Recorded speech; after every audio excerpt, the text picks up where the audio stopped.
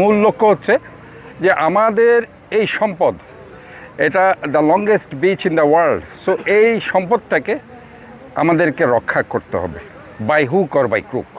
এবং এই জন্যই আমাদেরকে এই বিচটাকে ক্লিন রাখতে হবে। কারণ আমরা যদি এটাকে আরও বেশি আমাদের ইকোনমিক্যাল হাব হিসাবে আরও বেশি গ্রোন আপ করতে চাই, তাহলে এটার কোনো বিকল্প নাই।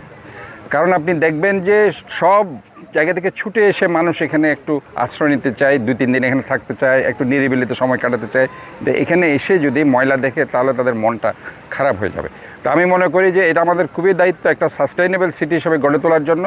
চিটাগংয়ে যেমন আমরা একটা ক্যাম্পেইনিং করেছি, the clean, green, healthy and safe city. সোফার এই জায়গায় এসে এই কক্সবাজার এই সম্পদটাকে আমাদের রক্ষা করার জন্য this campaigning is very important. এবং সোফার আমি যেহেতু আজকে মাত্র 2 দিনের সফরে এখানে এসেছি, আমি মনে করেছি যে মেয়র হিসাবে আমার এটা একটা দায়িত্ব আছে।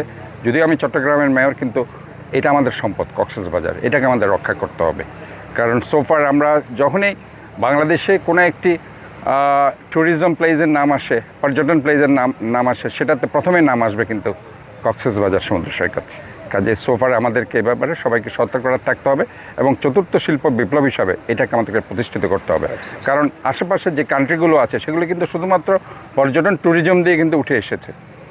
কাজে আমাদেরকেও কিন্তু এই শিল্পটাকে যদি করতে হয়, আমাদের নেগেটিভ অ্যাডভার্টাইজমেন্টের দিকে না গিয়ে পজিটিভ অ্যাডভার্টাইজমেন্টের দিকে যেতে হবে। কারণ এই এলাকাটাকে একসময় ইয়াবার স্বর্গরাজ্য হিসাবে গত 16 বছর আইডেন্টিফাইড করা হয়েছিল, যে এখানে ইয়াবা সরবরাহ হয়, এখান থেকে ইয়াবা চালান হয়ে যায়, এখানে আসলে ইয়াবা পাওয়া যায়। রাদার দেন কক্সবাজার আমাদের একটা পর্যটন শিল্প আছে, আমাদের একটা লংগেস্ট বিচ আছে, এখানে মানুষ ঘুরতে আসে, একটা চমৎকার একটা জায়গা।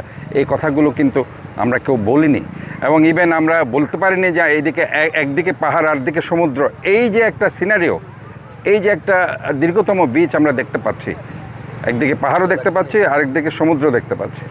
তো এই কথাগুলো আসলে আমাদেরকে বলতে হবে, আমাদেরকে আকৃষ্ট করতে হবে পজিটিভ অ্যাটিটিউড দিয়ে। নেগেটিভ অ্যাটিটিউড দিয়ে যদি আমরা শুধু সারাক্ষণ যদি বলি যে জঙ্গি জঙ্গি জঙ্গি, এখানে কিন্তু বিদেশিরা আসবে না।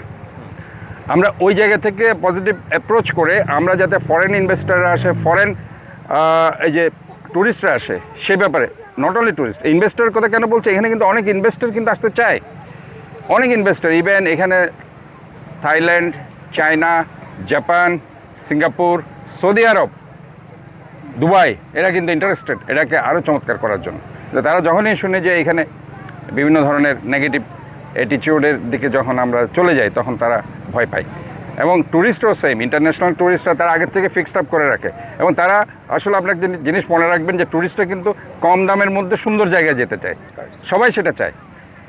তো আমরা মনে করি এটা আমাদেরকে সম্পদে পরিণত করতে হবে। আমাদের যে আনএমপ্লয়মেন্টের জায়গা, 4 কোটি বেকার যুবক, আমাদের এটাকে রিসোর্সফুল করতে পারলে এই বেকারদের কর্মসংস্থান অনেকাংশে এটা থেকে আমরা মেটাতে পারবো।